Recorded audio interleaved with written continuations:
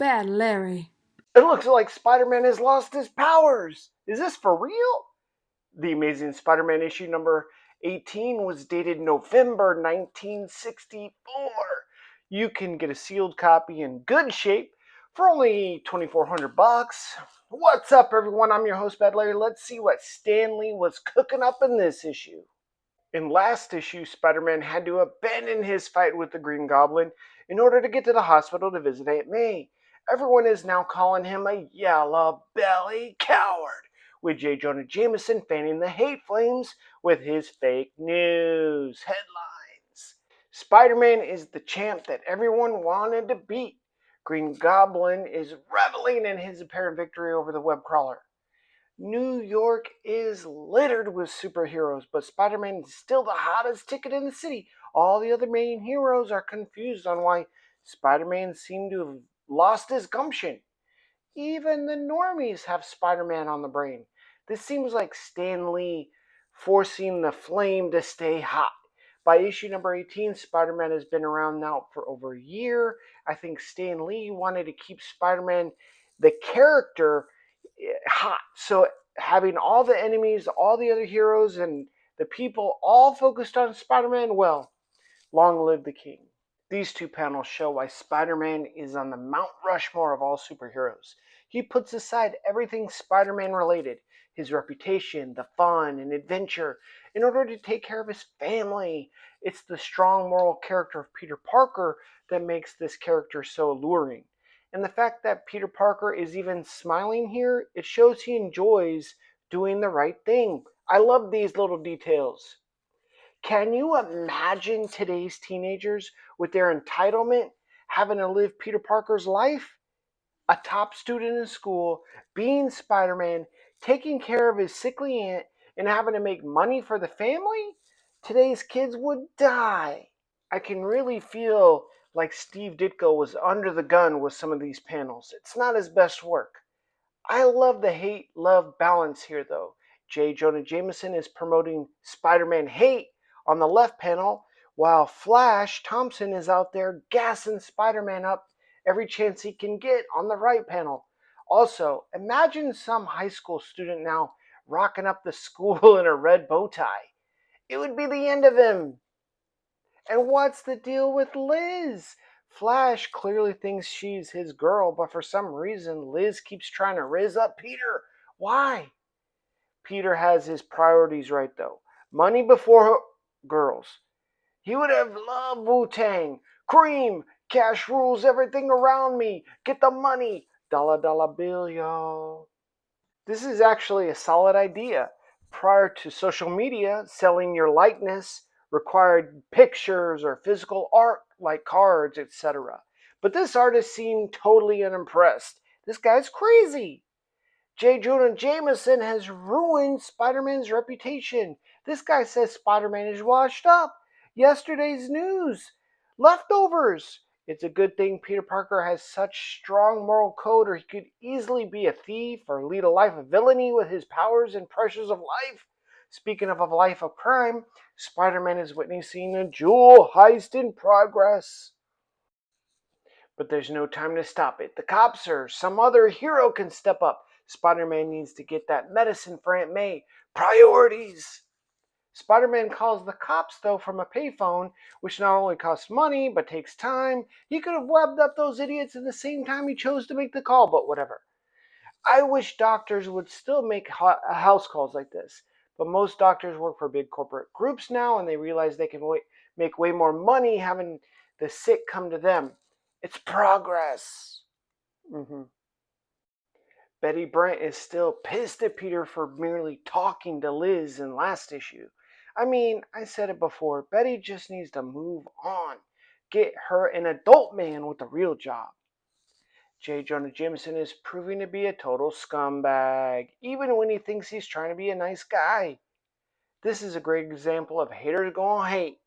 J. Jonah Jameson is authentically happy, but his people, his workers, uh, prefer him as a curmudgeon? Can't a guy be happy for a change without people hating on him? I guess not. Petty people do petty shit, I guess. Aunt May is cooked. How did this lady make it so far? Peter's looking for some emotional support. He calls his girl Betty, but she doesn't pick up. There are these micro lessons all over this issue. You can't put your emotional health in other people's hands. You got to find a way to raise your own emotional vibration with your own thoughts and power. Betty wants that good, but doesn't pick up the phone. Fear rules her heart. Peter's in all sorts right now. Fighting villains seems to be the easy part of Peter's life. Physical abilities are not his problem. It's family, money, girls, the things the rest of us deal with. These recaps from the Spider-Man annual is just Stan Lee being the constant marketer and promoter. These books aren't going to sell themselves. If y'all want me to review that long ass annual, I'll do it. Just let me know in the comments. Betty be so damn dramatic out here, while Triple J is cheesing harder than Chester. This issue must be the only one where I've seen J. Jonah Jameson smiling so much because Spider-Man has been publicly absent for so long.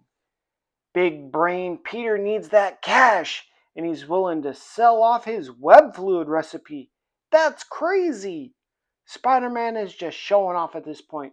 But for a super smart dude, the idea of selling off his web fluid to some rando scientist is the dumbest thing I've ever heard of.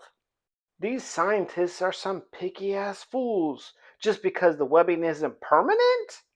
I mean, the formula can be adjusted. At this point, if I was Spider-Man, I probably have already gone to the dark side to get that money. Just when Spider-Man thinks things can't get any worse, he runs into the Sandman.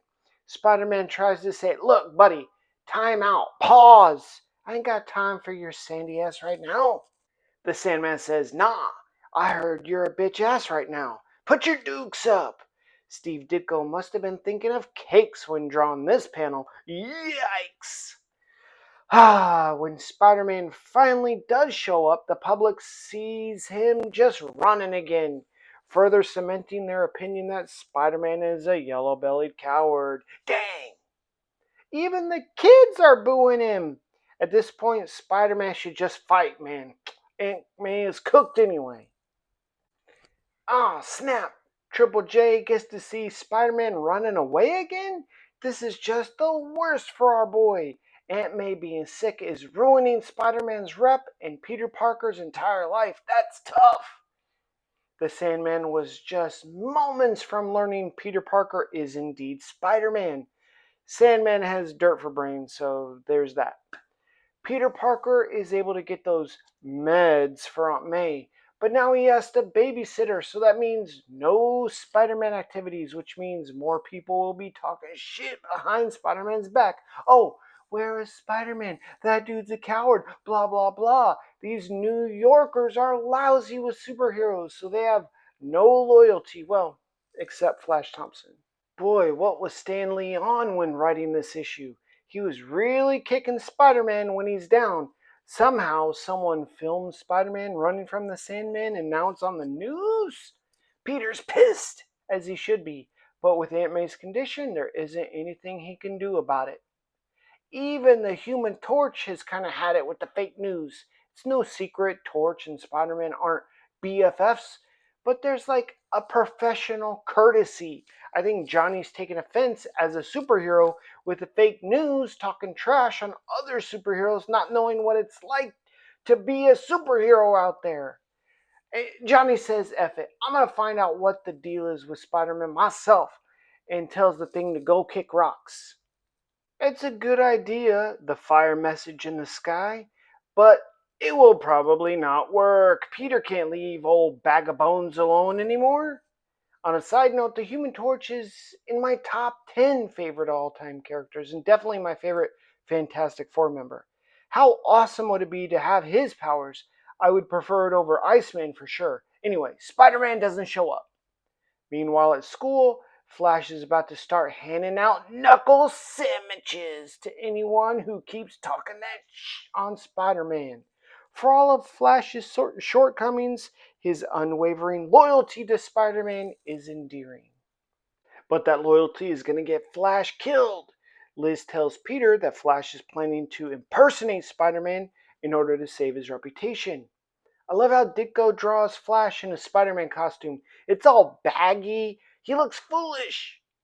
And this is what it would look like for one stupid ass high school kid to try and take on three hardened criminal adult men. I don't think it's going to go well for old Flash. These numbskulls aren't as dumb as they look. They quickly figure out, something is off with this Spider-Man. Poor Flash is taking him a beating and looking dumb in the process. But Peter can leave Aunt May alone to go save Flash? I thought he had to babysit her old bones. Plus, the cops are on the way. It's because of Liz, right? Peter is fine letting Spider-Man get mogged, but he has to man up to keep his aura with Liz. In a roundabout way, Flash did help the cops catch these thieves, but he should probably hang up his impersonating gig. How do the cops know Flash so well? I guess back in the day, the cops were more in tune with the neighborhood than they seem to be now. But for now, Peter Parker's secret identity is still safe. The black guy, he kind of deserves it. I think it's his pride that hurts worse, though. Look at Liz Allen trying to come between Peter and Flash. No diddy. Aunt May is already running out of her medicine? For real? I don't know if that is medicine or lean Aunt May says she needs, but Peter needs more of it, I guess. Finally, Betty is broadening her horizons, going out with another fella. Maybe he's more stable, but he looks a lot like Peter Parker, though. I get it. Peter is blaming everything on being Spider-Man. It's kind of true, though. Look at these other comics that were put out at the same time as this issue. These classics are just hard to beat. Peter Parker has decided enough is enough and is throwing out his Spider-Man gear. The 1 second Peter takes his peepers off that old bag of bones, she ups and disappears. She's worse than a toddler. Okay. She's just getting her sea legs back, but the old gal is shaking like a Polaroid picture. Stan Lee and Steve Ditko had Aunt May looking old as dirt in these early issues. She had no teeth. She's making a joke about being like a spry 60-year-old, indicating she's well beyond 60. I mean, she looks 88 or 90. This is kind of filler. She's getting better. Stan is really stretching this plot out a bit much. The fake news and Aunt May's pep talk inspired Peter to leave his pity party and get back in the action. Peter's back on the great power is great responsibility theme here. Never give up. Remember, these stories were marketed to teens and preteens, so the message is quality gov. Never giving up, feeling overwhelmed, but still trying your best. It's nice. In the next issue, it looks like Spider-Man is going to try and reclaim his respect. Hit that like button, subscribe. I'll see you real soon. Peace.